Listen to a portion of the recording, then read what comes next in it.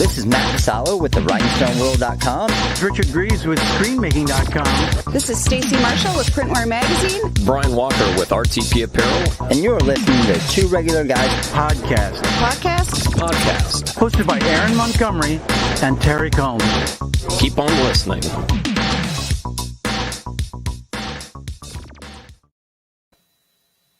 All right. Well, welcome into the show. It is Friday, June 4th, 2021. I'm Terry Combs, and you can find me at terrycombs.com. And I'm Aaron Montgomery, and you can find me over at oursuccessgroup.com. Today, Terry and I are going to be talking about time management tips. So excited. I rolled right in, didn't waste a single second, got here right on time or right after time. So anyhow, hopefully I'll learn something today. But now looking forward to this, Terry. I actually just completed a training on this over inside of our success group for our members. And it was awesome. I really enjoy, you and I both are, what's time management nerds? Let's call it that, right? Exactly. So we want to talk today about kind of mastering that art of how the heck am I going to get all this done? So I'm excited to kind of share some of these concepts that we got to talk about on Wednesday night. And I want to get Terry's take on that and figure out, what I did right and what I did wrong. So absolutely.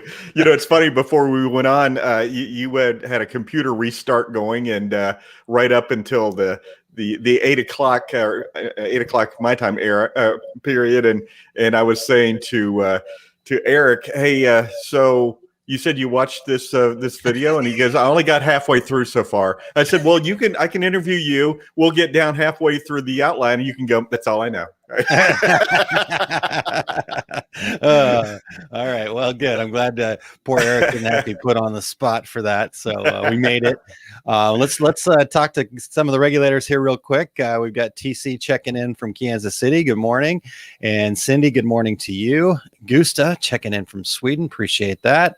And Christine, good morning to you. Thanks for being here.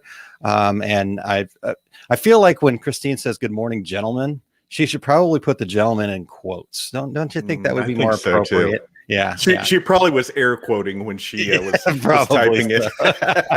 Nice. And good morning to Todd and Alan. Thanks for being here, sir. Eric in the comments behind the scenes as usual, making things tick, making us look good, all of those kinds of things. So Todd says Terry's Dr. Pepper joke really has some legs. Cora sent me a message from Punta Cana asking what it was so she could tell it. So this is being told internationally now. So it's an excellent swim up bar joke. Yeah, sounds good. Well, I've got another groaner coming up for you. So we'll see if this one's got some legs. Definitely. And Crystal, thanks for tuning in from Maine. And hi, Jimmy and Aaron. I think maybe Terry. Is Jimmy Lamb taking over here? I don't know. You haven't had a chance to tell me yet? Yeah. Shoot, Terry, I meant to have this conversation off air, but the only person I know in the industry who talks more than I do is Jimmy Lamb. Nice. Mo checking in this morning as well. So appreciate everybody checking in. And Christine did share kind of hard to air quote and type Terry. True enough. All right. Thank you. Appreciate you guys being here. And Jeff, hello. Thanks for being here. All right, Terry. Well, let's talk a little news here before we get into talking time management. Yeah, my news item, Aaron, is really more of an observation than news. Okay. We were doing some Netflix binge watching over Memorial Day weekend. So since it was Memorial Day, my choice was to rewatch Band of Brothers. So we watched Emily in Paris. Apparently my vote did not count at all. If you haven't seen it, Emily in Paris, it's basically Sex in the City for a new generation based in Paris. But as we're watching, I started thinking, oh my gosh, this is kind of profound what they're talking about here, because the premise is Emily last minute gets a position in Paris, doesn't speak French. She did say, I did Rosetta Stone on the flight over, but it didn't take yet. But but she's there to basically help this marketing company based in Chicago, but in Paris, and she's supposed to be there to help get them involved in social media and things like that. And you start watching the people at the agency and their clients and how resistant they are. And I thought, this is just like right now today when we talk about people getting involved in social media. You've got to be there and interacting with customers and things like that. And the resistance that she gets from people, basically, we're kind of too classy for this, or our business is too mature for this, or our business is more special than this. And I thought, man, it's a perfect parallel. So if you haven't watched it, go watch it. Like I said, Sex and the City. Band of Brothers would have been better, but I have seen it like 5 times. but go back and watch it again and look at it through those eyes of how is this just like my industry? Because it really is. Yeah. So, and anyway, observation more than news. Oh, that's cool. No, that's a good point. And way to make the best out of it, Terry, of not being able to watch Band of Brothers. I appreciate you doing that. So, all right, good.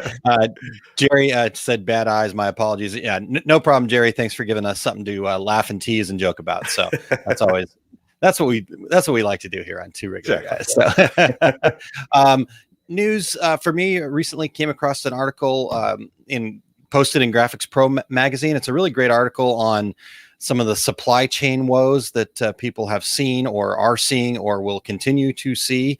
I actually saw a news article just yesterday of the 3 miles long worth of containers waiting to be loaded up at a port in China, and ships were just passing up the port because there was no room to even dock there. I mean, crazy how much, and China's kind of being hit by another round of COVID right now. So, and Lenny, there we go. Lenny was in this article. Several great people. Lenny actually did a fantastic video right at the top of it.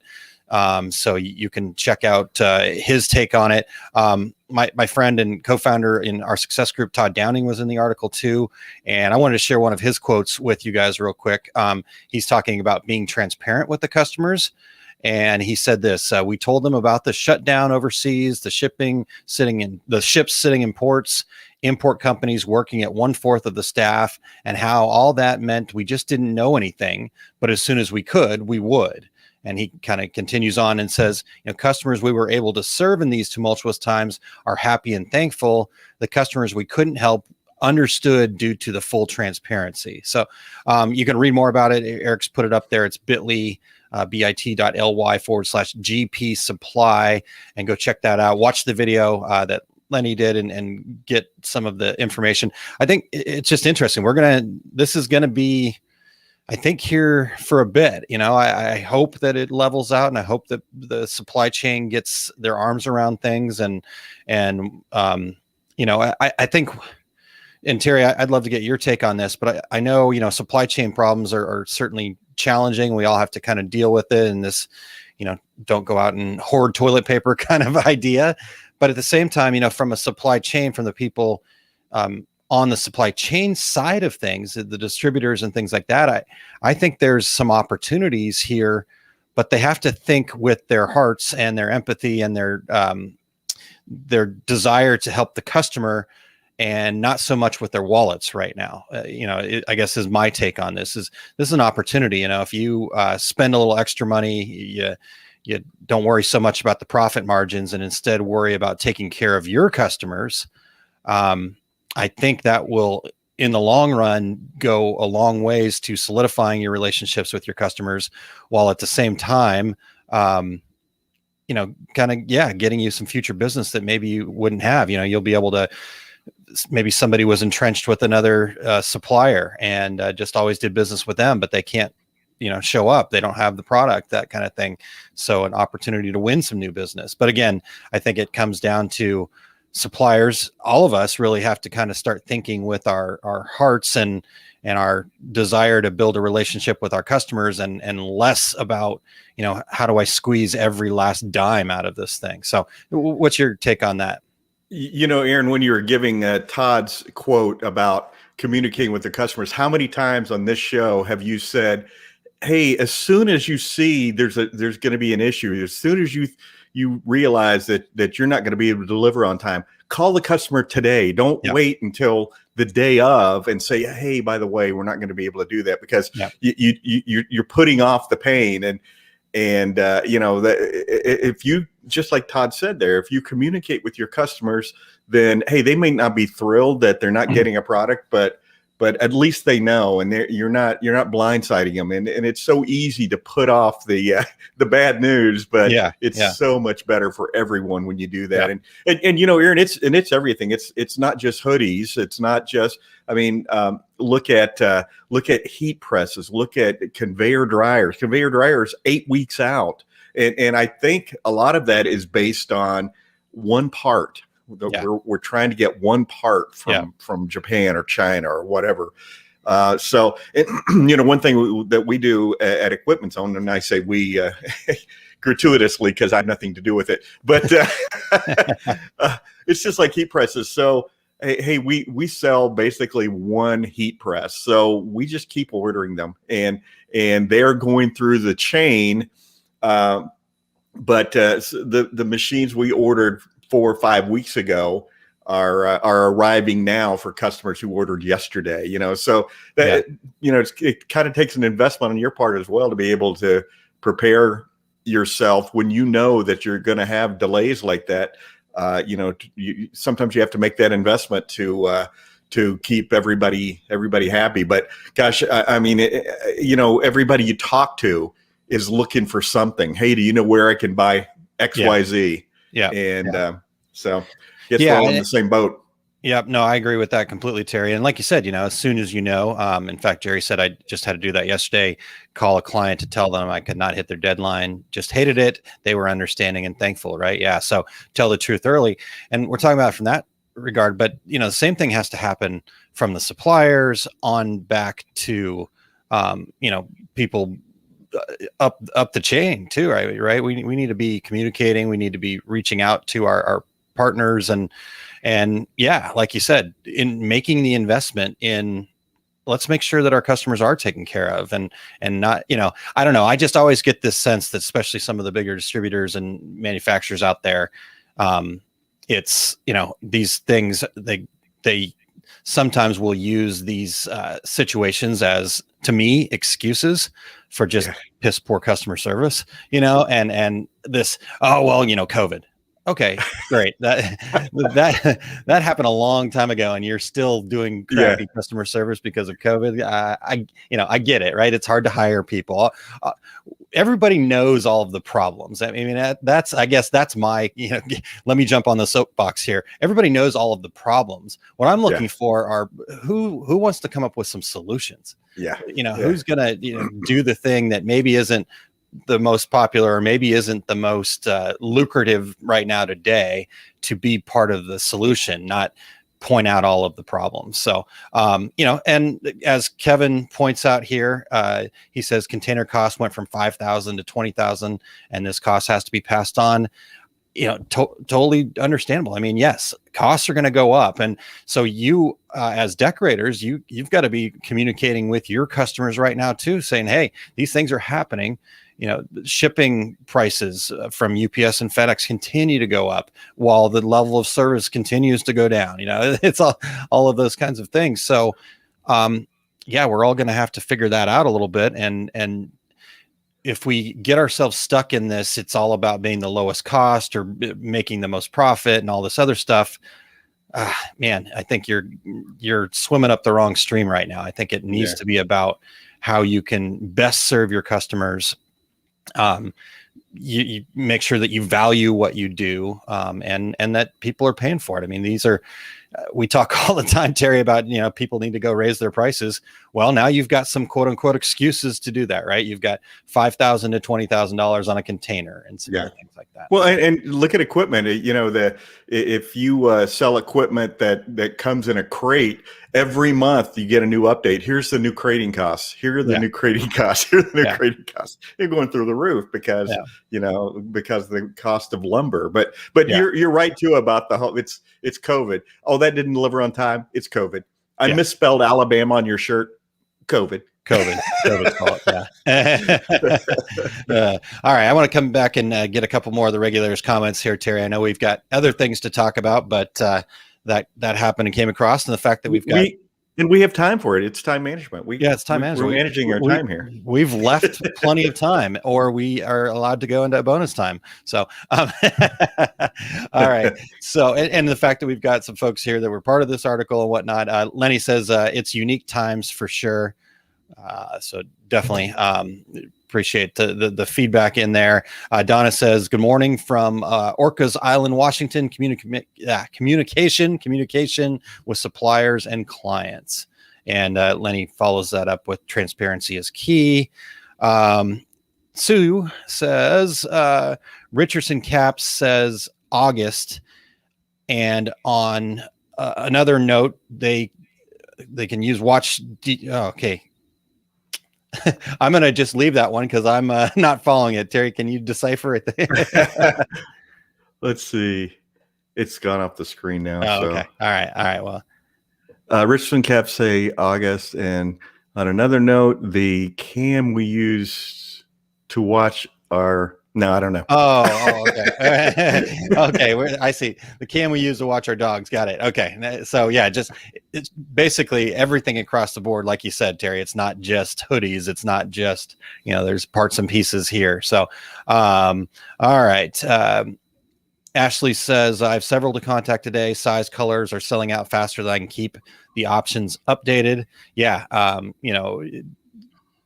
Ordering from 10 different locations and stuff like that. I mean, like I said, at the end of the day, I think this is a huge opportunity for people that are looking to solve problems when it comes to managing the supply chain. How do we make sure that we've got the right product in the right places? And this is going to cause some disruption, and people are going to have to start figuring out a different way to do business. I think for way too long, they've relied on the fact that we're looking to do business at the way to cut costs. But I think company after company is proving out there that if you get off the how do I cut all my costs and instead how do I best serve my customers, that you can actually become more profitable than the cost cutters out there. So right.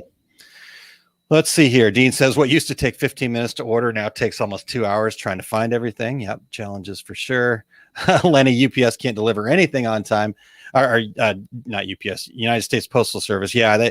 I can't wrap my head around who decided that basically allowing UPS and FedEx to just dump stuff on them at rock bottom prices.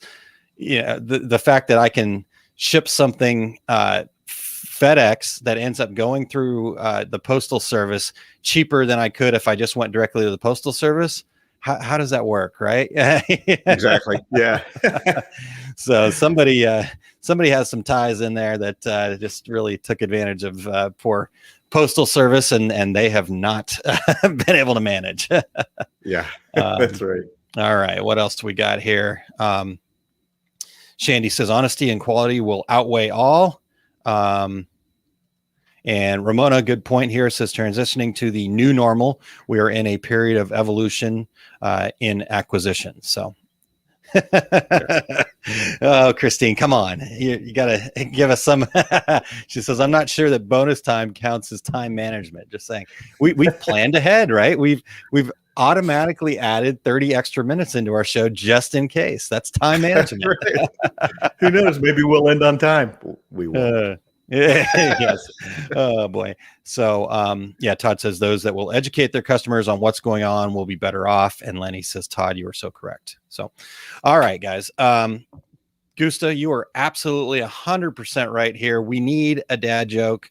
Right after we get Eric's comment here, he says, this is the one place where I've used in-house patch production for customers, self-serve decoration in a pinch. Doesn't fix everything, but options that serve the customer can help. There you go. So just, getting creative and using, something you might not have normally done. You can make a patch in-house, for example, in that case. So there you go. All right. All about the patches, right, Eric? It's all about the patch. Is Pop the that patches, pop is the that his patches. rap version? Is that it's all about? Okay. I almost went there, Eric. Sorry. But as Gusta says, it's dad joke time. Let's get to the dad joke. Terry, are right. you ready? I'm ready. Let's hear it. Your Dr. Pepper one was hard to top, but I'm going to give it a shot here. And I did have help from my 10-year-old. In fact, he told this the other day and I forgot to write it down. So I went into his room this morning and said, hey, remember that dad joke you told? Something? He goes, yep, got it. And I'm like, okay, here we go. So what is a walrus's favorite type of gum? I don't know. What is a walrus's favorite type of gum? Blubber gum.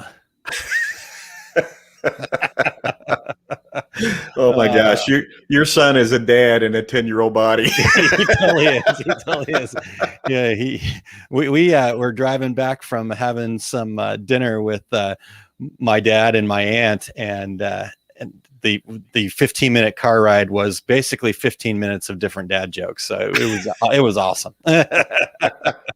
Generations of dads telling jokes. Yep, exactly. It was great. So, all right, Terry. Well, let's keep moving here. All right. Hey, before we go any further, Aaron, we want to thank everyone for checking out the Two Regular Guys podcast.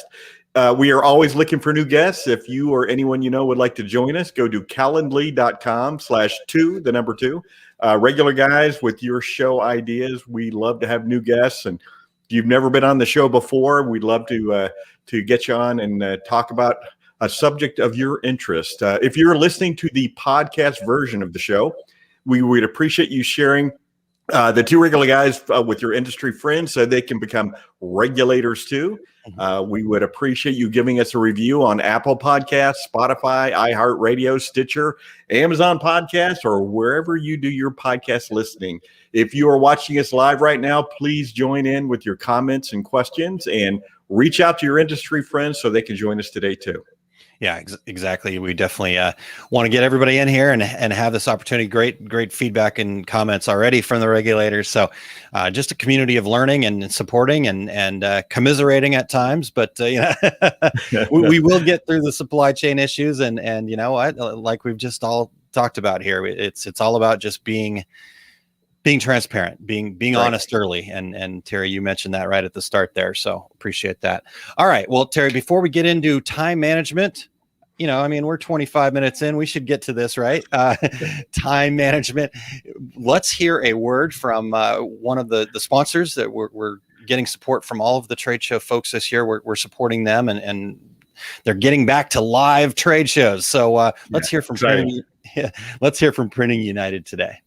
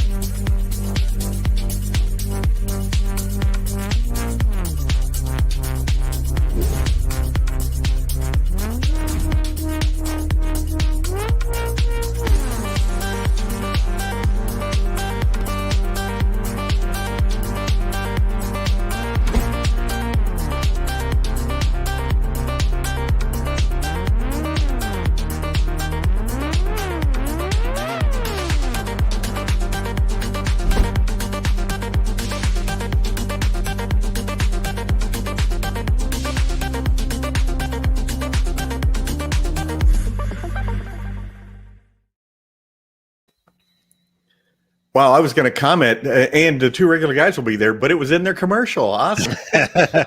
Yes. The Two Regular Guys will be there. We're excited to be there, podcasting live and having all sorts of fun at the Apparel Zone.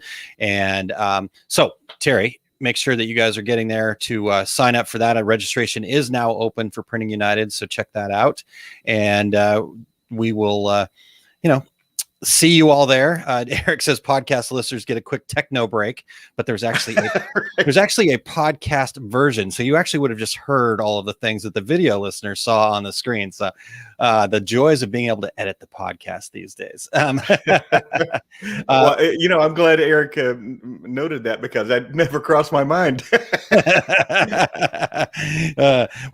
It was noted after the first time, and I said, "Hey, by the way, guys." So, anyways, what a podcast is, right? Yeah. Well, we asked for a video, and we got a video, right? And then, by the way, so real quick, Christine says, we're talking about being guests on the show. She says being on the show is fun. The guys are good hosts. I definitely encourage all the women I know to be on the show, get our voices out there. So yeah, we're always, like Terry said, we're always looking for new guests. We're always looking for new conversations. If you have any inclination that maybe you just want to be on the show, or you know somebody that should be on the show, just reach out to us, info@tworegularguys.com. Maybe you want to be on the show, but you don't know what to talk about. We can bounce some topic ideas off of each other. So yeah, that's way it goes. These shows kind of come up and just topics at hand. So even if you're not ready to be a guest, let us know who you want to hear from, and we'll work to get them on the show. Or you can just send them to that link. That Calendly link is the best place to do that. So in fact, bit.ly/2RG guest, which Eric always is making things go smoothly. So right. And Eric says, we only have that for GPX, not for Prue. Sorry, I know I'm not supposed to be reading the private comments, Eric, but yeah, newsflash, I did actually get the podcast version from him too, Eric. I just didn't share it over here. I edited in later, so poor Eric's got plenty to do. I don't need to dump more stuff on him. All right, Eric says, got to get ready. Have a great rest of the show. Great topics. Thanks, Alan. Enjoy. Hopefully you guys have a great show as well. All right, Terry. So should we talk some time management here finally? We are at 10:30 after all. Let's talk a little time management. Let's jump in. So I'm not going to do your bio. Oh, okay. I forgot to put that in there anyhow. So all right. Well, let's start at the beginning. What's the first step in improving your time management? Yeah. And Terry, this is interesting that this is our first place to start too, because I can't remember exactly when it was, but you and I love talking about time management, and I think we just were bringing up the fact that we were doing this show, and you talked about the fact that you did that program where you just had a notepad, and every 15 minutes you wrote down what it is that you're working on, and so I think the first step is really that just being aware, having that awareness of what the heck are you actually doing all day? We think we're doing the things that we need to be doing, but until you actually take the time to write it down, do a time study. I mean, those of you that do this in your production facility, right? You do a time study of how long it takes you to get things done. This is the exact same thing with what you do throughout the day is your personal time, and I would go so far as to, just look at, things outside of the work. When I done this, I actually calculated the entire 24 hours as close to tracking everything that I could for a full solid week, and just getting an understanding, right? I mean, we've got 168 hours in a week. And so what are you doing with that 168 hours? And, you've got to sleep, you got to eat, you got to have some family time, all this other stuff. But how do you fill in the rest of that? Right. And some people go, oh, I don't need that much sleep. Well, yeah, I actually do. So make sure that you're, scheduling the 7-8 hours of time that you need, not scheduling like you got to put on your calendar, but realize that out of your 168 hours, 60 some odd of that is probably going to be sleeping and eating. Right. So I think that's the first thing, Terry, is just to do that time study. There's lots of different ways to do it. I love your take and how you did that. In fact, just while we're in it, would you explain that one more time for the listeners that missed that? Yeah, absolutely. And what you do is this, and you just have your workday blocked out in 15-minute increments, and every 15 minutes you got to go over there and write down what you're doing, and it doesn't have to be a paragraph, Eric, but just maybe scheduling or troubleshooting on the floor, or ordering, that instead of taking 15 minutes, it took 2 hours, ordering product. It's mind blowing, Aaron, at the end, because then you categorize everything. I spent 60% of my time ordering or looking for products. I spent 10% of my time doing this. And we make a lot of assumptions about what we're doing with our time, but once you write it down, it's really mind blowing about, what you actually spend your time doing. And in my particular case, the first time I ever did this, I realized that I was spending more time scheduling production than I was spending managing or improving or educating in production. So I hired a part-time person to just do all the scheduling, and it's a pretty simple formula that I use. And so I had a mom who would work during school time, and she would come in and do all the scheduling, and it freed up more than half of my week to do really what I thought I should be doing instead. So get out there and figure out what you're doing, and you'll be surprised. I guarantee you. Yeah. And again, that surprise, this is not like, oh my God, I'm not getting enough done, or, a way to like kind of flog yourself for your quote unquote lack of time management. It has nothing to do with that. If we're not aware of it, we cannot make any adjustments or changes. And so people go, well, I just don't have time to even do that. Well, guess what? You don't have time to not do that, right? Exactly. You need to be aware of what it is that you're doing. And so, logging it like that in 15-minute increments, and then categorizing it, or using tools. Ali Banholzer has been inside of our success group helping with some things on production workflow and things like that. And she uses a system called Timular, where it's actually a little physical cube that you 8-sided cube. And you put on there the different things that you could be doing, whether that's ordering, hooping, all the different things.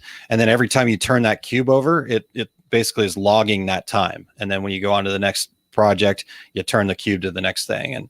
And so that's, just whatever it is that you want to do. But, I would say, Terry, my thought on this is a minimum of a week of getting that data. Oh, yeah. If you're first starting out, maybe a couple of weeks is worthwhile. Yeah, exactly right. Because everyone goes, well, this week was different. This was unique. Was it?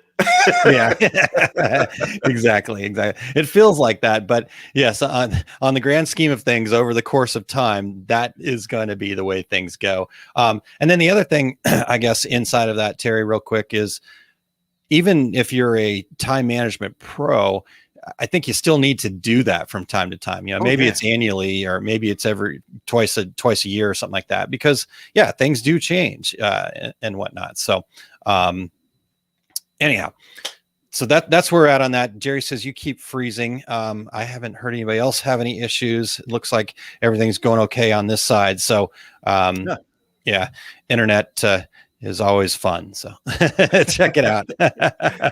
All right. Well, let's talk about a subject that everybody hates. Let's talk about email. Yeah. Like it or not, Aaron, it's still the main business communication tool. So what's your email strategy? Yeah. And I think that's funny, a topic that people hate. It's, I don't know. Some people feel like it's a scourge. I'm actually one of those people, and Terry might actually hate email because of me, but I love email. I think email is a fantastic tool. I prefer it over most communication methods for a couple different reasons. I won't get too deep into that unless you guys really want to, but yeah, I think email is one of those things that, I even know people that kind of wear I've got 10,000 unread emails in my email box is kind of this badge of honor. Like, I've got more emails than anybody else. And I get it. Right. It is what it is. But I think that email is definitely one of those things that we've got to manage. I kind of then come back at the folks that have the 10,000 unread emails and show them my email box that has no emails in it. And it's funny because, people are like, oh, inbox zero, this mythical thing that nobody can get to. And I'm like, No, I do it all the time. It's not that, and that's the interesting part. People think inbox zero means that you should have zero emails in your inbox. I've got inside of my email system, I mean, there's probably 50 some odd thousand emails floating around in there over the course of time. But how you choose to manage those emails is what inbox zero is all about. And inbox zero, when it was created, the gentleman who kind of first brought out that idea, and I can't remember his name off the top of my head here, but people took it too literally. His intention wasn't to say that you should have zero emails in your inbox. His intention was to say you should spend zero time, zero brain power time trying to sort and manage it, that you should have a system for dealing with your emails very quickly. And so, for me, but I do enjoy getting the inbox down to zero. But again, it's not that I just have spend my entire life inside of emails. I actually only check them 3 times a day, and still get them down to inbox zero. It just took this intention on my part. I unsubscribed from everything that I could, because at first I'm like, oh, well, I might need that. Unless I can actually use it and have that be something that's useful for me in the moment, there's zero reason for me to be on that email list. If it's, oh, well, maybe I want to get the coupon. Guess what? Unless it's an email only coupon, then you're going to be able to find that coupon on their social media, or whatever. And even then, the stuff that I want to keep for coupons, I don't actually have it hit my inbox. I've set up a rule inside my email where it just skips the inbox and automatically goes to another folder somewhere else. And if I, need to go get the Kohl's coupon, right, which there's always one somewhere, so right. You don't necessarily need to do that. But all I got to do is just search. I use Gmail. All email clients have a fantastic search function. So I just search for what I need. And instead of then having to deal with that email inside of my inbox, it's automatically dealt with, or I've unsubscribed. And so the stuff that comes in, before I started this process, Terry, I was getting somewhere north of 500 plus emails a day. Oh, and man. Now I'm getting 50 emails a day, and that's a busy day, but 50 emails that are important, that are of value to me and are people that I want to be interacting with or need to be interacting with, from members of our success group or you and Eric and that kind of stuff. So I think inbox zero is kind of my strategy, but I also want to make sure that people don't think that inbox zero means you have to have your inbox at zero. It just means that you need to have an automated system that you're not, spending a bunch of time managing your emails all the time. So, right. Terry, what about you?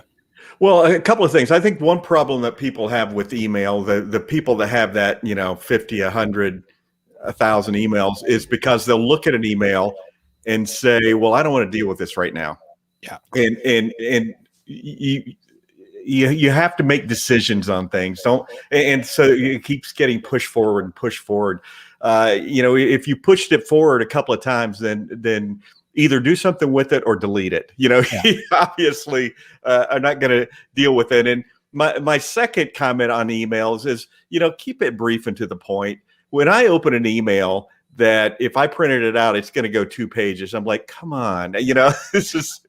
I'm sorry about that, Terry.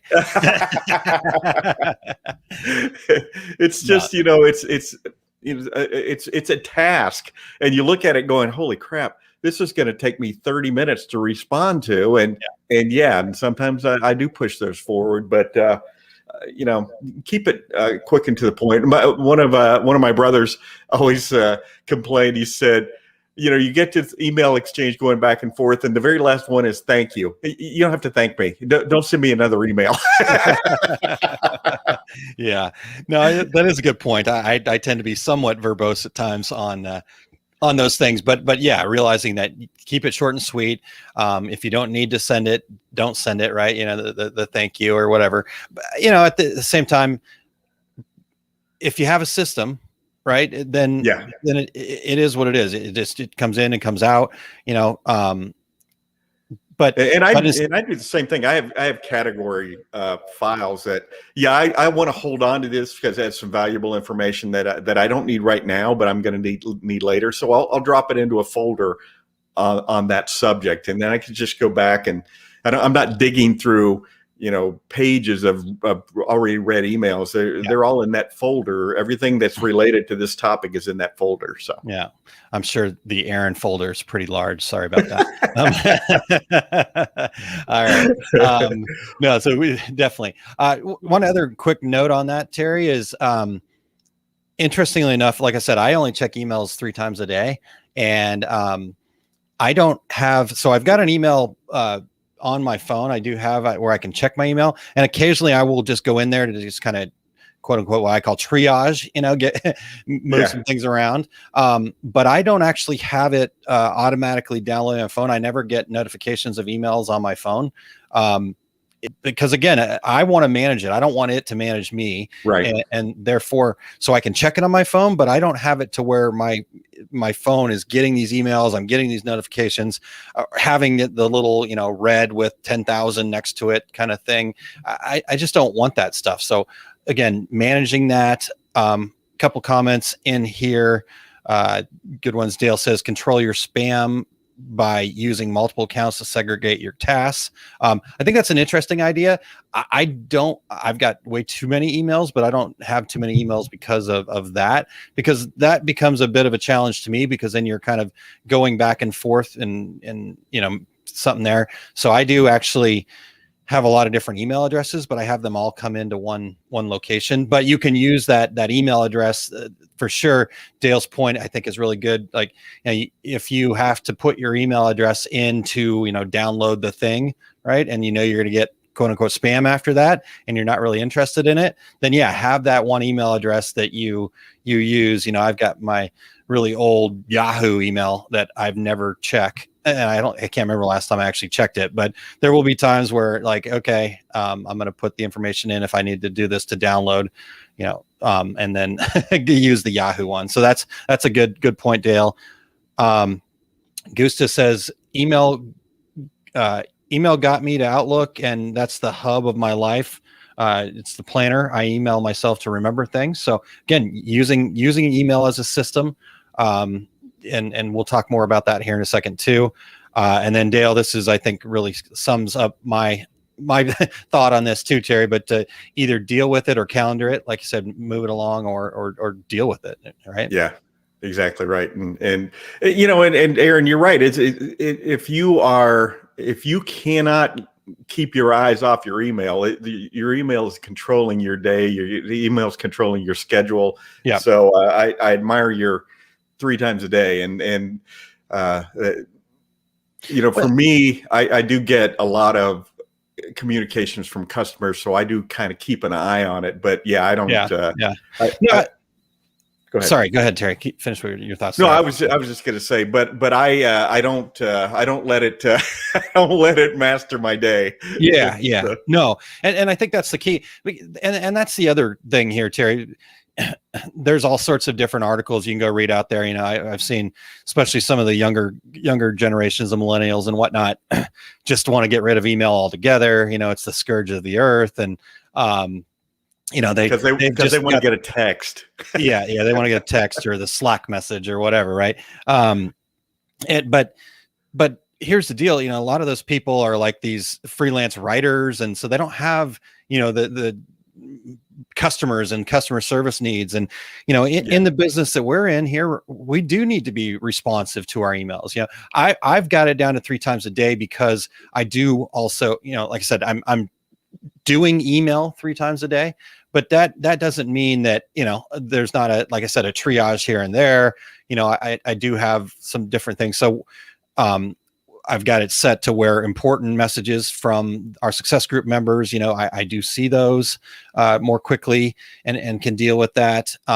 So it's not about, again, getting rid of it, wherever you're at, whatever your job is, Terry, with what you do. Yes, you do need to be responsive to your potential customers or your customers a little more regularly. But like you said, you're not letting it manage you. You're still managing it.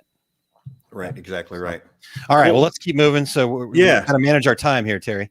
Let's talk about other communication methods. Let's talk about, I was just saying text messages, social media, direct messages, all those different methods of communicating. How do you deal with those? Yes.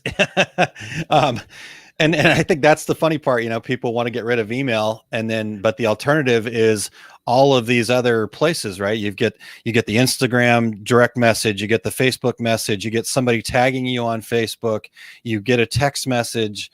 Let's see, you get the, maybe you're on Slack and you get a Slack message. And we've created all of these other things to quote unquote eliminate email. But yet I think that they're worse because you can't manage them. At least with an email, I can then manage it, right? I can put it into a calendar. So I think we have to look at those things in the same light, right?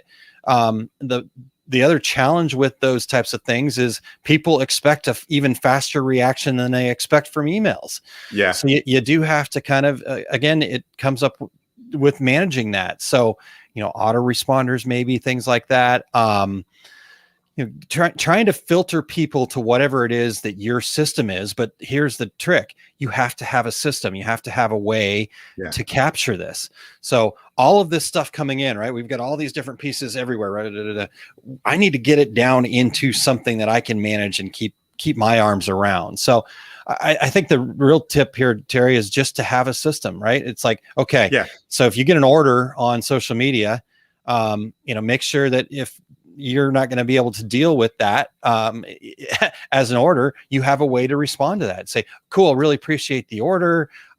Just so we make sure that we get everything right. If you can go to my website here, put in this information, request a quote, whatever the case may be, however your system works, but you got to have that system. You got to have that way to direct people. For me, because I'm not getting people to place orders with me necessarily, I typically am looking like, okay, cool, that's great. And here's what the situation is. Maybe that's going to take a little bit more than I can just respond to here. So could you potentially send me an email so that way I can get it? And then from there, then I get it into my project management system. I use Asana, but there's lots of different things out there. So that to me is the way to deal with that. What about you, Terry? I know I've sent you Hangouts messages, text messages, phone calls, emails. How do you deal with all that? Well, here's my favorite message. It just says, sent you an email. Really? You're sending me a message to tell me that you emailed me? Yeah. But that's not from you. but here's one thing I do like about all this, though. Sometimes I don't necessarily want to pick up the phone and go through the pleasantries on the phone. So how you been doing? Hey, here's my question. It is nice to be able to just ask a question, keep moving, and as we all know, millennials, 86%, I think this came from you, Aaron, 86% of millennials have to work up the courage to make a phone call. Yeah. That actually was from the ThreadX presentation by Jay Baer. Okay. That's right. Yeah. No, but I love quoting that. That is definitely one of my, because I must be a millennial. I hate phone calls. So how about that? It just takes up so much of your time, and it's just so much easier to send a message. But some people are very old school and they don't understand. Well, just call them. And here's a good example. The Equipment Zone has a live chat, and early on in that, having that live chat, sorry, Harry, if you're listening, Harry would always put a message in there that said, well, give me your phone number, I'll give you a call, and they would log off. and I had to explain, the reason they're on the live chat is because they didn't want to call. Do not, don't scare them away by saying, I'm going to call you. Yeah. I'm right there with folks like that. Like, if I go to, if I go to somebody's website and I get on their live chat or whatever, and it's, they want to have a phone call, it's like, okay, it's not worth my time here, right? Why do you have live chat then? Yeah. I literally just had this one question. Yeah, exactly. All right. Let's just part friends. Yeah, exactly. I love it. All right. Well, let's get a couple of the comments from the regulators here. Cindy says, my husband will say, remind me of something for tomorrow at home in the evening. So I just pop an email over to the shop. So there you go. You've got, but I think the other thing people don't realize all the time, and Cindy probably does, but just in general, I think people can sometimes forget that that's a system, right? You've got a system. Okay. How do I remember something? And what happens for a lot of people where they struggle with time management is their system is, well, today I'm going to write it in this notebook. Tomorrow I'm going to write it on the sticky note. Later today, I'm going to make a random note on the back of some paper. And then later today, I'm going to text myself. And then, I think that's what it all boils down to. All of this stuff, you've got all this stuff coming in, and you've got to have a system to get it all into one place that then you can wrap your arms around it. So I think that's to me the biggest point that we can make here. So let's see here. A couple other comments. Dale says direct messages pin you down. You're dealing with things on their time, not your time. Again, another reason why I love emails over phone calls. A phone call to me is an interruption, right? If I'm trying to have focus time and my phone starts ringing, it's like, right. Yeah. And I actually had to have this conversation with my dad, and he was like, wow, I just wanted to pick up the phone. I'm like, I know, Dad, I get it. I love you. I want to talk to you on the phone too, but here's the deal. I've got to get these things done. And if I don't manage my time, I'm not retired. So, all right, let's see what else. Well, let's get a couple more comments here, Terry, if that's okay. Sure. Jeff says, I prefer phone to text. I guess that makes me old. Yeah. It does not make you old. I just think it's a preference though. Absolutely. I know that my idea, the fact that I love email is typically in the minority. I know a lot of people that say, hey, pick up the phone. In fact, you guys were talking with Chris last week. You and Eric got to talk with Chris last week, and he gave us 5 things. And one of the things that he mentioned inside of there was pick up the phone. Okay. Yeah. And that's everybody's got to have their own preference, and that's okay that we're all different there. So, well, Aaron, and speaking of sales, I want to have a phone conversation with you. I want to build a rapport with you. I want to start a relationship with you over the phone. But as we continue to communicate, it's a lot easier to answer those 3 questions that you have by sending a message rather than trying to connect up on the phone. And hey, it's I deal with a lot of folks who are running production. It's hard to get a production person on the phone because the chances are they're out on the floor, and the last thing they want to do is walk back to the office to take a phone call. So yeah, exactly. Now, all really good points. I mean, and I've gotten to the point where, okay, if somebody really wants to talk to me on the phone, I'm going to at least put it into my arena here. This arena, it's like, okay, let's schedule a Zoom call. If you really want to get on the phone, get on a camera. Okay. How about that? So again, make your system your system. All right. Couple more and time management, Terry. I'm not doing so good here. I think we can wrap all this in 7 minutes. Okay, we can do it. All right. Christine says, I have multiple email addresses, but I'm like Aaron, and all of the emails go to one place. Then I sort things into folders so I can find things later. It does take some management, but it works for me. So I guess I'm kind of a hybrid of both Terry and Aaron's method. There you go. And again, yes, at the end of the day, that's the other point that I hope people take from this is my method, Terry's method, whatever some time management guru person said out there. None of those things will be the end all be all solve all for you. I think you should take little bits and pieces from everything that you hear and make a system that works for you. I've created my own folder here. This is my time management system right here.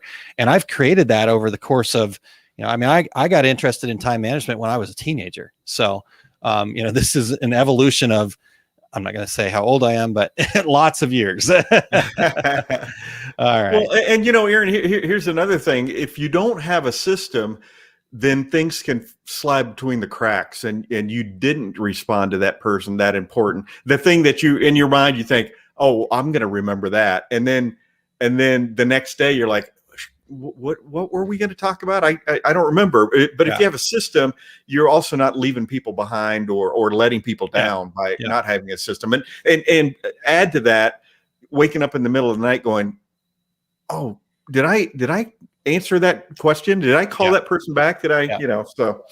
Yeah. I'm all about being able to sleep at night. Yeah. No, I mean, I think that's a really good point. And even folks that, are really good at remembering things. Oh, I've got a great memory. Well, even if you've got a great memory, why waste that brain power, that creativity, that energy, that brain energy on remembering a small task? I've got to get this, like Terry said, that there's so many opportunities inside of everything. And if we can, get our arms around it and manage it, and yes, know what you're talking about, and then not have to wake up in the middle of the night going, oh crap, and I have that, I have those moments, and that's the sign for me that, I got to get back on top of this. I've let it slide too much, so use those things. All right. Brian says, I'm blessed to have Eric and Lisa who are on social and they filter out what I need to see, sort emails all the time, but ignore it when you're trying to get something done. My wife frequently asks, how would you say this? I say, quit texting and use the phone in your hand for the intended purpose. There you go. So, wait, what? It's not for texting? Yeah. You could turn off the call feature on my phone, and I just have a little mini computer here. I do not have a phone, so I'm the opposite of that. But at the same time, a text message is a text message. My wife and I have this conversation all the time too. She's such a sweet, nice person that, I always tease her about the novels she writes on text, and I get it. That's who her personality is. But to me, it's like, it's a text message. Get to the point, get it done, don't beat around the bush. Don't, what do you want to say? Say it and be done. So right. That's a whole different story right there. And then Cindy says, what's your number, Aaron? I'll give you a call right now. Yeah. So interestingly enough, nowadays you can pretty much keep the same number, port it from one company to the next and stuff like that. I still, every so often, every couple of years, still just change my number. It's like the people that I want to talk to, I reach out to them. Yeah. And things, when things change in my life, it's time to change my number. So. Well, Aaron, and it used to be that you could look at a phone number for a client and know where they are. Yeah. Absolutely not anymore. In fact, I was just talking to a gentleman yesterday, and his number pops up as an Oregon area code, but he lives in Phoenix. So, but my son Chris, who lives in Manhattan, he still has his Kansas phone number that he had from high school. Yeah. And so, you can't look at that and say, oh, so you're in Kansas. No, New York City. All right. Well, let's keep going here, Terry. What's next? All right. Well, so Aaron, we've got all of our categories. We've got long lists of to-dos.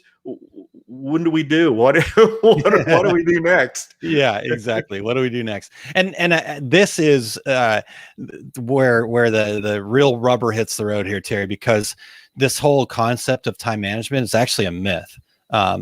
It's not time management. We all have the same 24 hours in a day. It's priority management is what this all really boils down to. You've got this big long list of hundreds of thousands of things to do. Most of it put on you by somebody else's priorities, typically. And this is where, like I said, the rubber really meets the road. Is the next part of your system here has to be a way to prioritize. A way to say, one of my favorite prioritization methods is right back up there. You can't really see it, but it's the 4 quadrants from 7 Habits. It's this, urgent and important, urgent and not important. It's important but not urgent, and then not urgent and not important, right? And so you can go look that up. 7 Habits, the 4 quadrants of time management there. But basically, just a way to go. Okay, urgent and important. I need to manage those things. I need to make sure that I am not doing things that brings more of that into my world. That's normally where something I've just got to do, and so it's more about managing it. The things that are important but not urgent, these are the big picture things. These are the planning, the process creating, the building relationships, the things that are really important for your business and for yourself, but they're not like, I don't have a due date of getting that done right now here today, right? So I need to be able to focus on those things, find time to actually focus on those things, and then going from there. So that's the first thing you got to prioritize. and you got to try to automate as much as you can in today's world. We've got to automate stuff. So from responders to this, that, and the other thing. And then I guess probably the next piece is, and I think I can't remember where I saw this in one of the comments, but well, it was Dale talking about calendaring is do, dump, or delegate. You've said this before here, Terry, as we've been talking about this. We got to get to the do part.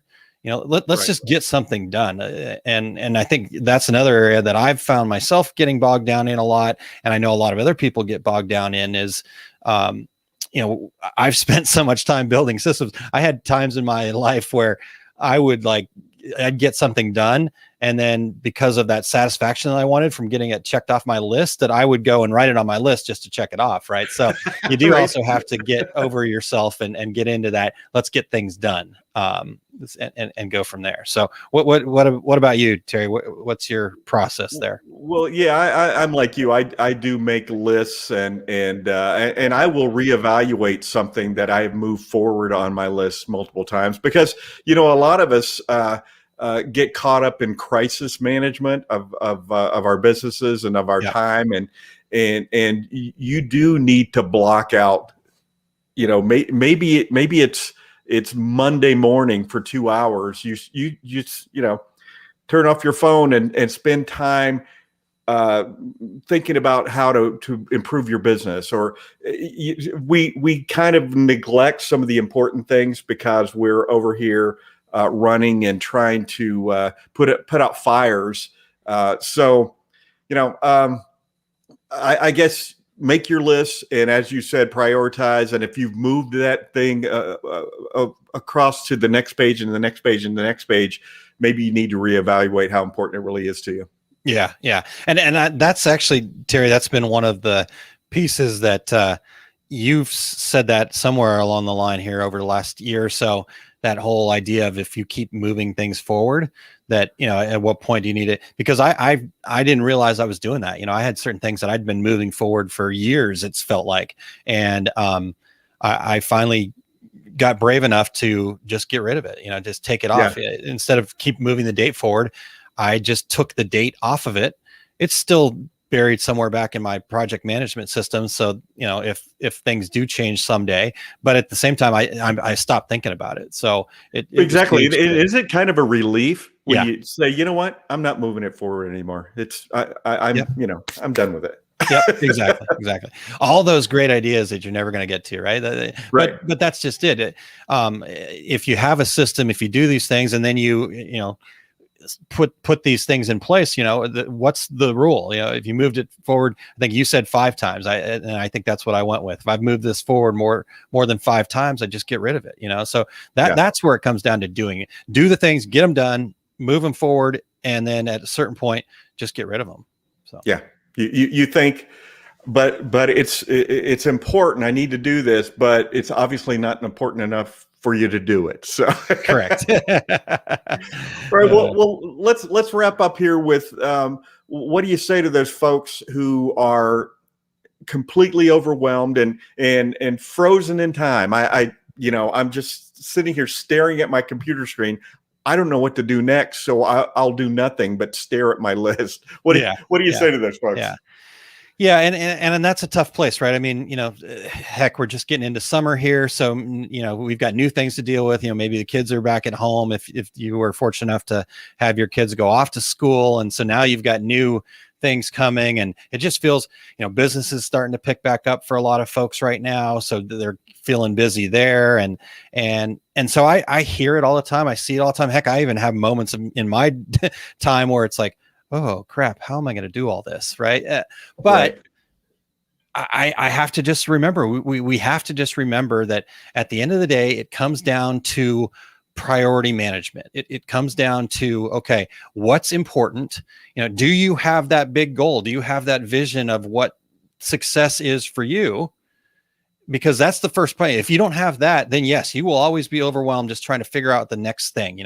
What should I try next? But if you've got that big goal, then you can priority manage your priorities, because you can kind of basically weigh things against your big vision, your big goal. should I do this? Well, I don't know if it's going to, but if you can answer the question, will this get me closer to my goal? Or will this serve my why or my purpose? Those kinds of things. Then we can more quickly make decisions about doing this thing or not. And that'll help us get into, like you said, that state of action. We just need to be doing. And in fact, Ramona here, I actually use this inside of the training on Wednesday night.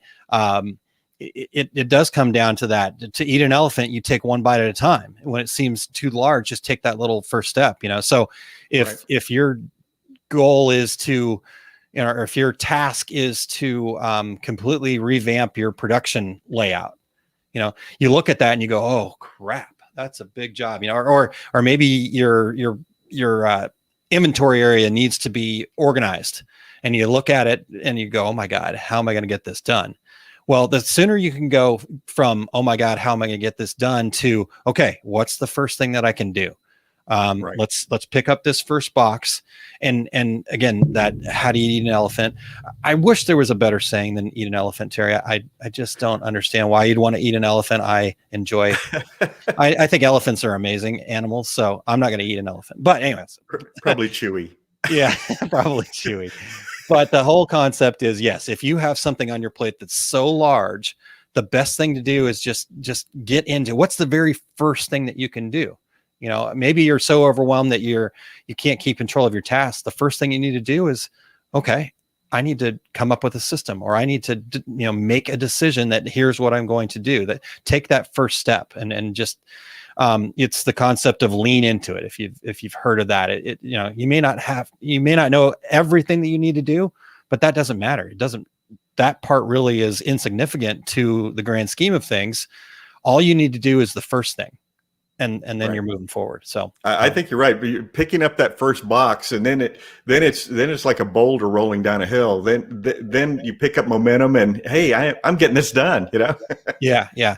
And at the other side of this, Terry, that people don't realize a lot, that when you're struggling, it is a mindset thing. We want to have like specific tasks and nuts and bolts and whatnot. But at the end of the day, successful time managers, it really does come down to the mindset that they're able to carry. They work on trying to make sure that they're in the right mindset, that they understand when they're productive and when they're not. They understand that, the feelings that we have, they're there for a reason. But we also have to remember that the feelings that we have don't have to control us. They are choices. They're come from a belief that we have about a future outcome. So if you feel overwhelmed, it's because you believe that you're unable to get that project done, or you're unable to get everything done, or to get all of your life managed. And I'm not saying that, if you feel that way, you're a bad person, or you should just buck up, camper. That's not what we're saying, what I'm saying here at all. What I'm saying is that if you can start to realize that you actually have that choice, and that you're responsible for your outcomes, then you can start saying things like, okay, I know I feel overwhelmed right now, but I believe in myself. And so I'm going to be brave enough. I'm going to believe in myself enough to take that first action and just see how it comes. So I guess that mindset is the other big piece for me, Terry. So what about you? Well, yeah. And I agree. One thing that I like to do is I set deadlines on getting things done. And for instance, on Fridays, if I have any backlog of emails, I will go through each one and make a decision about it. And so that I have that empty email going into the weekend. And because it's easy. You're busy during the week, and you get that email that, that's going to take me some time, and so push it off a little bit. So that's kind of the way I approach it. Every Friday I clear out all my emails. So there you go. And so you've got that system. That's perfect. I love it. Brian says the chicken wings get eaten one ranch dip at a time. There you go. You know what that reminded me of, Terry? Remember when we were in Atlantic City and we went to that one place and we asked for they had 3 dozen wings on the menu, and we asked for 3 dozen wings. And she must have thought that was just an overwhelming amount of wings. I'll let you finish that story. Well, yeah, she goes, you want the 3 dozens just for the two of you? Do you know how many that is? And I said, is it 36?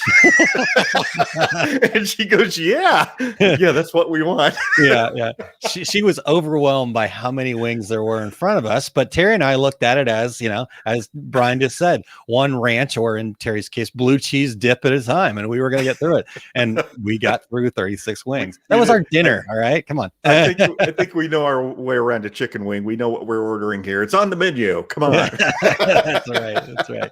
All right. Well, Terry, so we've really just kind of scratched the surface of this, basically the system that I talked about inside of our success group. And so we had a full training on this last Wednesday night. So I really appreciate you letting me continue to talk about this topic that I just love. So if people are interested in more, they can actually look to become a member over at our success group. And when you're a member, you get all of the upcoming live trainings, plus you get access to all of the past trainings that we've done. I think we're getting close to the 40s by now, where we're at. I think there's about 40 in there.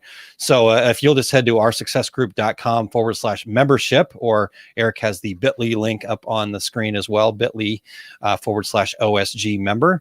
And you can check that out. But Terry, I've got one last question to wrap this up. I appreciate your insights throughout this and getting the feedback there. But as a fellow time management nerd, I felt like I needed to ask you a question as well. So I want to know, what is your number one tip for time management? I would say that if you have a lot of clutter, then gather all the clutter, make a list, prioritize that list, and then start in on it. But when I walk into someone's office and it's covered in papers and stacks of this and that, it makes me crazy. Somebody comes into my office and they'll see my desk is completely clear, and some people think if your desk is clear, that means you obviously don't have anything to do. No, I sort through it. I make a list. I go on. It's all here on my junior yellow legal pad, and and I will actually number the things that I have to deal with, 1 through 10 or 12 or whatever. So that's my advice. Clear the clutter, make a list. Yeah. And so you can wrap your head around it. Yeah. How about you? Yeah. What's your time management number one tip? Yeah. Or have you been doing it all along here? No, I like what you said there. I think what you talked about, and I think you mentioned it earlier too, on Fridays, you will kind of, get your arms around any loose ends. And I think that's the number one thing is just have that system that works for you. And then just make sure that you're really rigid about it, right? You hold on to that. The times when I've struggled the most with time management have been the times where I've kind of been a little loose with what my system was. And so I kind of got to a point where for me, it was, I wanted to plan my week on Sundays. And I just said, okay, well, Sunday afternoon would be the perfect time to do that. And so that was kind of what my schedule was. But what I discovered was, Sunday afternoon, that's getting towards the end of the weekend. Maybe I've done some yard work, had some family time, maybe got caught up on some other things. So weekends aren't always that relaxing getaway opportunity. And what I was finding is that I was actually exhausted on Sunday afternoons. And so I would go, okay, it's the time that I'm supposed to do my planning, but I'd rather just sit here on the couch and relax and and watch TV. So when I changed to saying, okay, Sunday morning when I wake up, before I get exhausted from whatever I've done that day, that's when I'm going to plan my week. And when I can do that and just hold firm to that and be no questions about that, then I think that really has made a huge difference for me. And I think that would be the number one thing. Just have your system and don't let whatever the excuse may be, you got a trip, somebody's in town, kids, this or that. No excuses. Just hold true to that. So yeah, that's my tip. And Aaron, when you're talking about just sitting and relaxing, you do need to take that time for yourself. You can't be working 24 hours a day, 7 days a week. You need that break. And when you're taking that break, watch Emily in Paris, and and There you go. and look at social media from a different angle. There you go. I like it. Tied it all back together. A little bow. Yeah. Brian says, clear desk here, but I have a bound notebook where I put everything I'm thinking about or need to tackle. Yeah. So just again, it's just everybody's got their own system. I don't believe that there's one system that you should follow. I think everybody has to take bits and pieces from the different things that they learn and really just take the time to find out what works for you. Everybody's going to be different, and everybody, Terry's got the junior yellow legal pad. I do find myself writing random notes from time to time, but I've got a system to then get them into my Asana tool or that I use. So, all right, Terry, time management. Oh, look at us. We're only slightly into bonus time so far. So speaking of Brian and his clear desk, Brian was kind enough to send us 5 things. We really appreciate that. We've got a couple actually coming up. We've got another one next week from a listener as well. So Thank you for sending that over. Who's next week, Terry? I forgot. Do you remember off the top of your head? I don't. We filed it away. We prioritized it. We know where it's going to be, and we just filed it away. I think it's already in next week's outline that we already have ready to rock and roll with. But I'm actually pulling up that outline right this second. Okay. All right. Well, while you do that, let's Eric, would you bring us into 5 things here, and I'll share Brian's 5 things with us. By the way, it's Dave.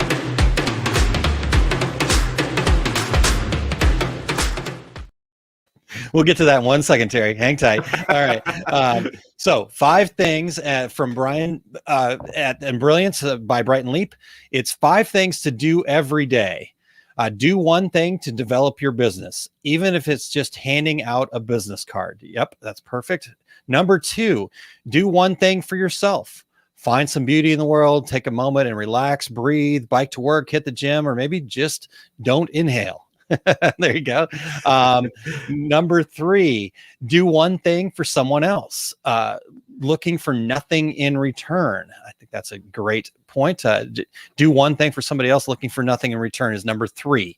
Number 4, do one thing to lend closure to the past, even if that means finally getting old invoices out. Perfect. Love it. And last but not least, number 5, clear out your inbox. Timely given today's topic. So thank you very much, Brian. What a great 5 things. Thank you for sharing that. Again, if you guys want to share 5 things, just reach out to us, info@2regularguys. You can send us a list that we can read like this. You could record a video of yourself doing it. You could record audio of yourself listing the 5 things, but we'd love to have your 5 things. And Terry, next week's 5 things is from I'm sorry. Okay. Dale with Blackbird Studio, who's here with us today. Awesome. Yeah. So Dale, we'll get to your 5 things next. We appreciate that. And again, send those in. Christine sent us some in. We've had our guests bring in 5 things like Chris did last week. So again, it doesn't have to be. I loved Chris's last week. It had nothing to do with the topic he was talking about.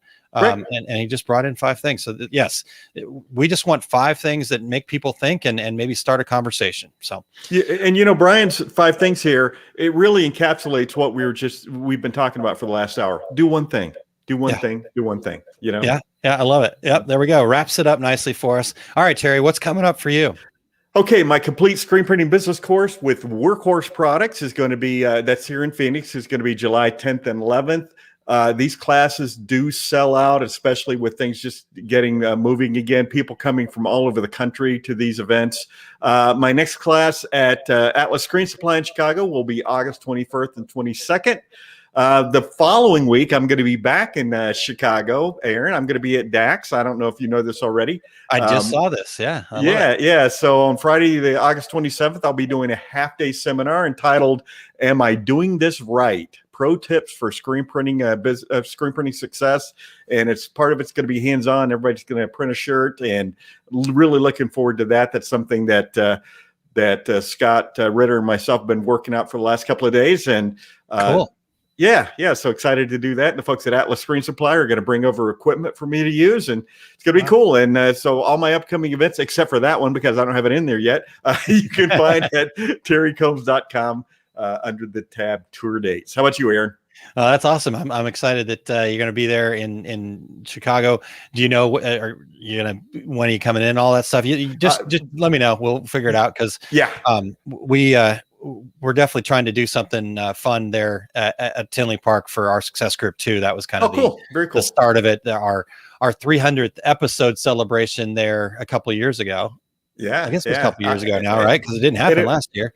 It was just you and Eric. I didn't. I had already gone. Yeah, you would kind of. That was in my in town 24 hours or less period. Yeah, exactly. For all those events. Yeah. So looking forward to that. Eric's going to be at the DAX shows as well. So, and then for me, Terry, speaking of the DAX shows, our success group is actually exhibiting at all 3 of the DAX shows. So next up will be DAX Kansas City, happening on July 9th and 10th. You can find us in booth 218. We'll have a setup to do some podcasting and any 2 Raider Guys stuff that we might be able to do, or interviews. I'll probably do a Small Business Saturday type programs. Probably also going to be kind of presenting some short webinars, just kind of giving people a feel for what our success group and the decorators community is all about. Talking about goal setting, launching and growing your business, some things like that. And you'll be able to come sit on the blow up couch. They'll be there for sure. And potentially some other fun inflatables. I have not figured that out yet, but before you sit down, remember how difficult it's going to be to stand back up again. I'm just going to tell you that. There is that. We did some have people had to roll out of that couch. We did have, me included. Yes, we did have to warn some people about that. So anyhow, that's coming up July 9th and 10th. So looking forward to seeing everybody out live. That'll probably be my first time to be back out live and in person. So I'm excited for that. And then not too long after that, I'll be heading to the Applique Getaway, July 23rd through the 25th. And I'm going to be teaching 2 classes there. On Friday, I'm going to be talking about going from hobby to business, the 5 keys to success. And then on Saturday, the 24th, I'm teaching one of my favorite classes to teach, Conquering Fear and Live to Tell About It. So we'll talk about actually some of the concepts we talked about today even. And then, so to sign up for that and for more information on this event, it's a live in-person event, but they do also have some virtual options for folks that can't make it. So go over and check out appliquegetaway.com. And there's also a bit.ly link that you can get to much quicker there on the bottom of the screen if you're watching the video version of this. But appliquegetaway.com, Terry's favorite show name. It is indeed. I love it. And then coming up in 8 minutes, Eric and I will be doing the half. Thank you so much for sitting in for me last week, Terry. Was probably one of the best halves that happened so far. So we'll see how I do if I can come back, and looking forward to doing that with Eric. You can check that out over at liveosg.com, which gets you to the Our Success Group YouTube channel, or if you're over there on YouTube, just search for Eric Campbell, ERICH Campbell. And if you're a Facebook person, you can check it out at facebook.com/Our Success Group Pro. Or again, if you're on Facebook, you can just search for Eric Campbell, ERICH Campbell, and you can find it in all 4 of those locations. So that's coming up now in 7 minutes, Terry. So there we go. And then finally for Eric, real quick here, 2:30 Mountain Time, he's got the Take Up. Today's episode, he'll be discussing some of the finer points of when and when not to use negative space in embroidery, the way complex shapes with holes were and made in digitizing software, and what comes of the process. Recap how to split up shapes to create negative space, and give some examples of how and why to use top stitching in your machine embroidery where you print art shows a knockout shape. So if you'll head over to ericcampbell.com, and the tab at the top labeled the Take Up will get you all the information that you need for that. And make sure to check that out. The reciprocators, who are the folks that watch the Take Up over there, we have it out sometimes with the regulators, but it's all in good, clean fun. So. All right, so let's see what else Eric's got coming up here.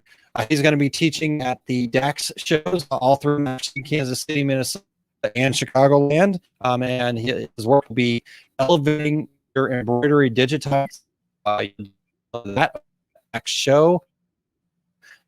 And all questions expo worth teach threads, design, digitizing, and he'll also be appearing on the Elements of Excellence, which is how I'm in the USA. So more information for that can be found at impressionsexpo.com. So, all right, Terry. Well, we've come to the close of another show here. It's been a blast covering a topic that you and I are both very passionate about, and I always love doing that. So thanks for that opportunity and all the great information. And thanks to all the regulators for all of their feedback and participation in today's show as well. Absolutely. And we also want to thank our show producer, Eric Campbell, for keeping the gears greased and us running smoothly every week. Yes, he does a fantastic job. We really appreciate it, Eric. Terry, next week, we're going to be welcoming in Christine Shreve and Lindsay Salcedo from the Applique Getaway, and they're going to talk about banishing the divide, the commercial and home industry divide, and how that continues to get grayer and grayer, and why we need to banish that. Plus, we'll learn a little more about Applique Getaway. So looking forward to having Christine back. It's been a little while since we've had her on the show, and Lindsay's been on the show before too, but I think this will be it's been quite a while for her as well. So having them both back on the show, love talking to them, and can't wait to learn more about banishing that divide. So excited for that. I'm just going to keep repeating the phrase Applique Getaway during that show because I just like the way it sounds. It does sound good. It just rolls off the tongue nicely. Yeah, it does indeed. All right. Until then, I'm Terry Combs. He's Aaron Montgomery. And we are the Two Regular Guys. Here we go. We're out. Awesome. Thank you for listening to Two Regular Guys. Check out our website at tworegularguys.com. That's the number 2, regularguys.com. You can also interact with us over at our Facebook page, facebook.com/tworegularguys, or send us a tweet, twitter.com/tworegularguys. And we have a YouTube page. You can find all that from our website, tworegularguys.com. Thanks for tuning in, and we look forward to spending some time with you again next week.